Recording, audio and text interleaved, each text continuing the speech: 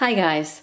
Today I'll show you how to make a lemon lime slushie. Icy cold and refreshing, perfect for hot summer days. Of course it's easy and really quick to make. We'll need fresh lemons and limes, and a blender to crush a lot of ice cubes. Juice the lemons and limes. Add sugar to your blender. You can substitute honey if you like. Add the lemon and lime juice, a pinch of salt, and ice cubes. Blend until the ice cubes are processed. Add a little bit of water if your blender needs help. It'll be a very thick mixture, and you'll need to stop the blender, add a little water, and keep blending. It's best to add half the ice cubes first, process, and then add the other half. Taste and add more sugar or water according to how tart the slushie is. It's thick, icy, and so good. There's nothing artificial in the slushie, and you saw how easy it is to make. It'll be gone as soon as you blend it. I literally had a second to take a thumbnail picture before my little thief grabbed the slushie. Definitely give this a try and let me know how you like it. If you want to get notifications of when I upload a new video, click on the bell icon and select all. And don't forget to turn on your notifications.